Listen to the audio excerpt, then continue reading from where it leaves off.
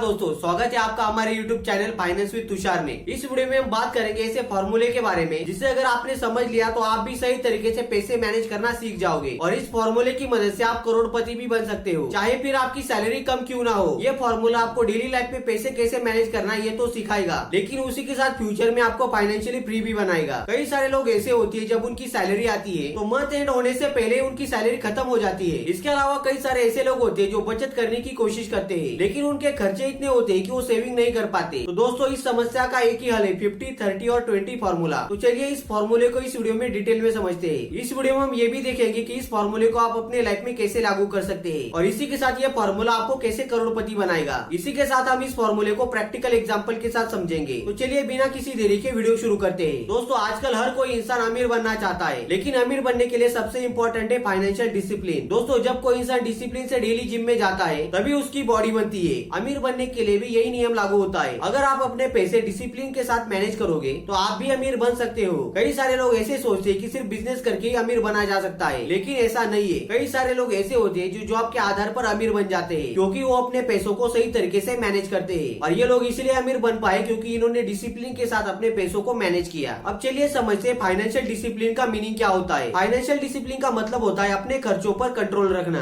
Unnecessary खर्चे करने से बचना। अगर आप लाइफ में अमीर बनना चाहते हो या फिर फाइनेंशियली फ्री बनना चाहते हो तो आपको इन छोटी छोटी चीजों पर ध्यान देना होगा। इसमें सबसे पहले आपको सेविंग को प्रायोरिटी देनी होगी। हर महीने जब आपकी सैलरी आएगी तो उसमें से आपको कुछ डिसाइडेड अमाउंट सेव करनी होगी। इसके लिए आपको एक गोल डिसाइड करना बहुत इंपॉर्टेंट है कि आप ये पैसा क्यों सेव कर रहे हो। कई सारे लोगों का टारगेट होता है कि उनके बच्चों को अच्छे स्कूल में पढ़ाना। कई सारे लोगों का टारगेट होता है कि उन्हें एक अच्छा घर खरीदना होता है। कई सारे लोगों का टारगेट होता है कि उन्हें एक अच्छी कार खरीदनी होती है। तो आप अपने गोल के अनुसार अपने सेविंग पर ध्यान दीजिए और आपने जो पैसा सेव किया है उसे ऐसी जगह पर इन्वेस्ट कर दीजिए जहाँ से आपको अच्छे रिटर्न आ सके। क्योंकि अगर आपका सेविंग का पैसा वैसे ही बैंक में पड़ा रहेगा तो आपके उस पैसों को महंगाई खा जाएगी, क्योंकि बैंक आपको उस पैसों पर 3 से लेकर 4% का इंटरेस्ट रेट देगी। लेकिन भारत में हर साल महंगाई 6 से लेकर 7% से बढ़ रही है। मतलब अगर आपका पैसा वैसे ही बैंक में पड़ा रहेगा तो उसकी वैल्यू कम हो जाएगी। इसलिए आपने सेव किए हुए पैसों को ऐसी जगह पर इन्वेस्ट कीजिए जहाँ से आपको अच्छे रिटर्न मिल सके। आप अपने पैसों को आपके गोल और आपके रिस्क के अनुसार इन्वेस्ट कर सकते हो। मान लीजिए आपकी सैलरी 25,000 रूपए पर मंथ है कि अगर आपने ये रूल बना दिया कि मैं हर महीने 5,000 रूपए सेव करूंगा तो आप अपने उस 5,000 रूपए को किसी अच्छे म्यूचुअल फंड में निवेश कर सकते हैं। म्यूचुअल फंड लॉन्ग टर्म में आपको एवरेज 12% का रिटर्न दे सकता है। तो 20 साल बाद आपके फंड की वैल्यू 50 लाख रुपए से ज्यादा हो जाएगी। अगर आप बिना सोचे समझे अपने पैसे कहीं पर भी खर्च करते हो और उसे इन्वेस्ट नहीं करते तो आपको इमरजेंसी के टाइम बैंक से लोन लेना पड़ता है और इसी के साथ आपके बड़े बड़े सपने भी अधूरे रह जा सकते हैं, जैसे कि अच्छा घर खरीदना, अच्छी कार खरीदना और बच्चों को अच्छे कॉलेज में पढ़ाना। और इसी के साथ रिटायरमेंट के बाद आपको फाइनेंशियल प्रॉब्लम भी हो सकती है। इसीलिए दोस्तों अपनी सैलरी में से कुछ पैसे सेव करने बहुत जरूरी है जो आपको रिटायरमेंट के बाद काम आएंगे। अगर आप आज से ही पैसे सेव करना शुरू कर देते हो तो इसमें आप अपने प्रेजेंट को तो बेटर बनाते हो लेकिन अपने फ्यूचर को भी फाइनेंशियली सिक्योर बनाते हो। इसलिए आपको ये याद रखना चाहिए कि अमीर बनने का सबसे पहला रास्ता है डिसिप्लिन। बिना डिसिप्लिन और मनी मैनेजमेंट से आप कभी भी अमीर नहीं बन सकते। इसलिए आपको कम सैलरी हो या फिर ज्यादा सैलरी हो, आपको अपने पैसों को डिसिप्लिन तरीके से मैनेज करना होगा, तभी फ्यूचर में जाकर आप फाइनेंशियली फ्री हो सकते हो। इसके लिए आपको जल्दी इन्वेस्टमेंट करना बहुत जरूरी है, क्योंकि जितना जल्दी आप इन्वेस्टमेंट शुरू करोगे उतना ही ज्यादा आपको लॉन्ग टर्म में कंपाउंडिंग का बेनिफिट मिलेगा। मान लीजिए दोस्तों आपकी एज है 21 और 22 साल, तो अगर आप रेगुलर पैसे सेव कर उसे म्यूचुअल फंड में निवेश करते हो तो 50 साल तक आपके उस म्यूचुअल फंड की वैल्यू बहुत बढ़ चुकी होगी, क्योंकि उस पर आपको कंपाउंडिंग का बेनिफिट मिलता है। कंपाउंडिंग का मतलब ये होता है कि आप जो पैसे इन्वेस्ट करते हो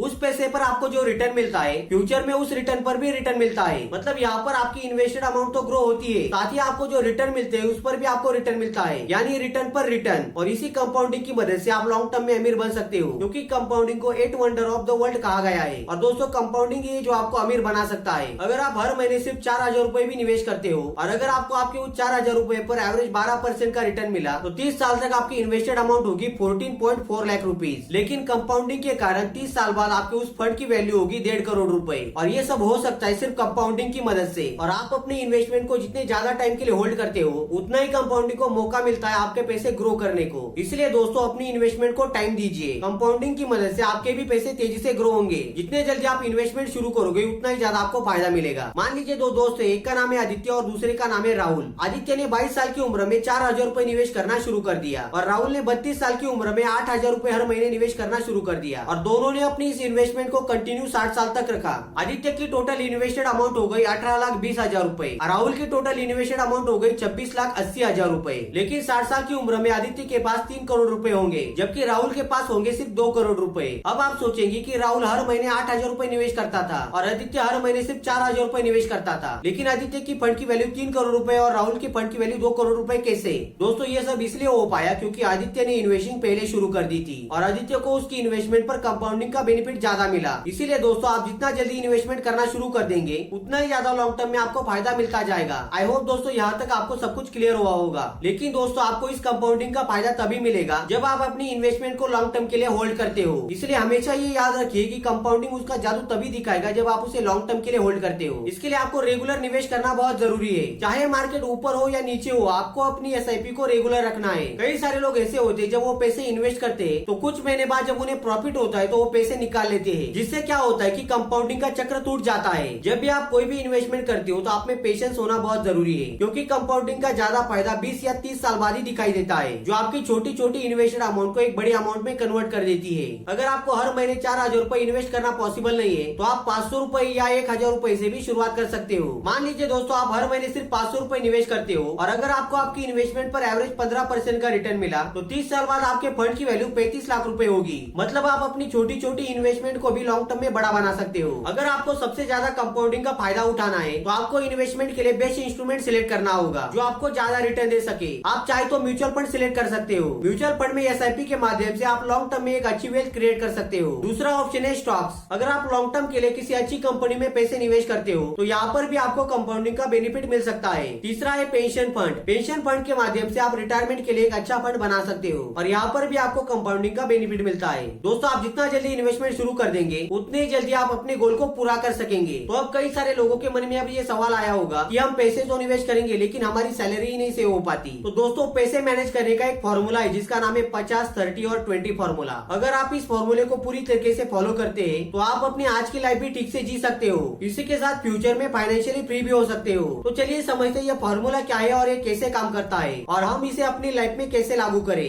तो इस फॉर्मूले का नाम है 50, 30 और 20 फॉर्मूला। तो यहाँ पर 50 का मतलब होता है नीड्स। मतलब दोस्तों जब हर महीने आपकी सैलरी आएगी तो उस सैलरी में से 50% अमाउंट आपको अपनी जरूरतों पर खर्च करनी है, जैसे कि घर का किराया देना या फिर लोन की EMI देना। इसी के साथ फूड और ग्रोसरी का खर्चा, इलेक्ट्रिसिटी, मोबाइल बिल या फिर पेट्रोल का खर्चा। इन सब जरूरत की चीजों पर आप अपनी सैलरी में से 50% अमाउंट खर्च कर सकते हो। इसी के साथ आपको यह ट्राई करना चाहिए कि आपका घर का खर्चा आपकी सैलरी का 30% से ज्यादा नहीं होना चाहिए और फिर बाकी बची हुई 20% अमाउंट आप दूसरी चीजों पर खर्च कर सकते हो। मान लीजिए दोस्तों आपकी सैलरी 30,000 रुपए, तो आप हर महीने अपनी जरूरत की चीजों पर 15,000 रुपए खर्च कर सकते हो। मान लीजिए दोस्तों आप किराए के घर में रह रहे हो तो आपको अपनी सैलरी के अनुसार ही घर में रहना चाहिए। अगर आपकी सैलरी कम है तो आपको कम रेंट वाले घर में ही रहना चाहिए, जिससे क्या होगा कि आप अपने पैसे ज्यादा सेव कर पाओगे। इसी के साथ अगर आपकी सैलरी कम है तो आपको महंगी गाड़ी लेने की जरूरत नहीं है। आप अपने बजट के अनुसार अपने लिए गाड़ी ले सकते हो। मान लीजिए आप अपने बजट के बाहर जाकर कोई कार खरीदते हो तो इससे आपका फाइनेंशियल बजट बिगड़ जाएगा और जिसकी वजह से आप पैसे सेव और इन्वेस्ट नहीं कर पाओगे। मान लीजिए अगर आप मेट्रो सिटी में रहते हैं और वहाँ पर अगर आपकी सैलरी 25,000 रुपए है तो फिर आपको उस सिटी में ऐसे एरिया में रहना चाहिए जहाँ पर घर के रेंट कम हो, जिससे क्या होगा कि आपके खर्चे भी लिमिटेड होंगे और इसी के साथ आप अपनी इन्वेस्टमेंट पर भी ध्यान दे सकोगे।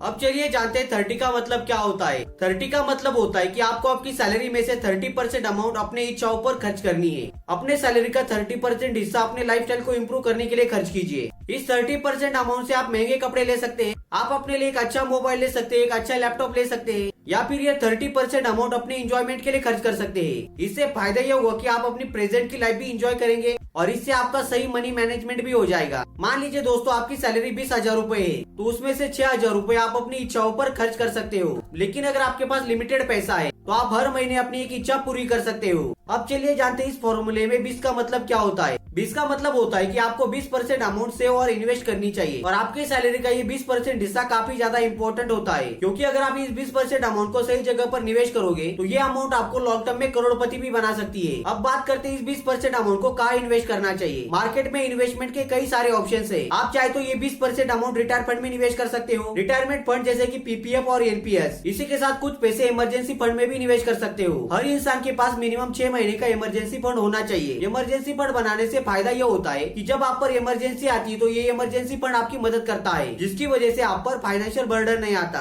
इस 20% अमाउंट में से कुछ पैसा आपको म्यूचुअल फंड में भी निवेश करना चाहिए। म्यूचुअल फंड में आप हर महीने SIP के माध्यम से निवेश कर सकते हो। अगर आप अपनी SIP लॉन्ग टर्म के लिए करते जाते हो तो लॉन्ग टर्म में आपको अच्छा बेनिफिट देखने को मिल सकता है। और इसी के साथ आपको खुद को और फैमिली के लिए एक हेल्थ इंश्योरेंस खरीदना बहुत जरूरी है, क्योंकि जब भी कोई मेडिकल इमरजेंसी आती है तो उस मेडिकल का खर्चा इंश्योरेंस से कवर हो जाता है और इंश्योरेंस की मदद से आप पर फाइनेंशियल बर्डन नहीं आता। मान लीजिए आपकी सैलरी 20,000 रूपए महीना है, तो आप हर महीने 4,000 रूपए सेव करके उसे निवेश कर सकते हो। इस 4,000 रूपए में से 2,000 रूपए आप हर महीने म्यूचुअल फंड में SIP कर सकते हो। 1,000 रूपए आप इमरजेंसी फंड में रख सकते हो और बचे हुए 1,000 रूपए का आप एक टर्म इंश्योरेंस और एक हेल्थ इंश्योरेंस खरीद सकते हो। इससे आपकी एक सही फाइनेंशियल प्लानिंग बन जाएगी। अगर आप इस फॉर्मूले की मदद से अपने पैसे मैनेज करते हो तो आप अपनी आज की लाइफ भी इंजॉय करेंगे और इसी के साथ सेविंग और इन्वेस्टमेंट करके अपने फ्यूचर को भी फाइनेंशियली सिक्योर बनाओगे। इसी के साथ अगर टाइम के साथ आपकी सैलरी बढ़ती है तो सैलरी बढ़ने के बाद आप अपने खर्चों को वैसा ही रखिए, बल्कि अपनी इन्वेस्टमेंट को बढ़ा दीजिए, जिससे आपका फाइनेंशियल गोल जल्दी पूरा हो जाएगा। आप अपनी सैलरी बढ़ने के बाद 40% अमाउंट सेव और इन्वेस्ट कर सकते हो। इसी के साथ 40% अमाउंट अपनी जरूरतों पर खर्च कर सकते हो और बची हुई 20% अमाउंट अपनी इंजॉयमेंट के लिए खर्च कर सकते हो। लेकिन जब भी आप कोई इन्वेस्टमेंट करते हो तो आपको उस इन्वेस्टमेंट को लॉन्ग टर्म के लिए होल्ड करना चाहिए, क्योंकि आपको कंपाउंडिंग का ज्यादा फायदा लॉन्ग टर्म में मिलेगा। आई होप दोस्तों आपको ये वीडियो पसंद आया होगा। अगर आपको इन्फॉर्मेशन पसंद आए तो वीडियो को लाइक कर हमारे चैनल को सब्सक्राइब कर लीजिए और हमारा ये वीडियो अपने दोस्तों के साथ जरूर शेयर कीजिए। तो चलिए मिलते हैं नए किसी इन्फॉर्मेटिव वीडियो में, तब तक के लिए जय हिंद,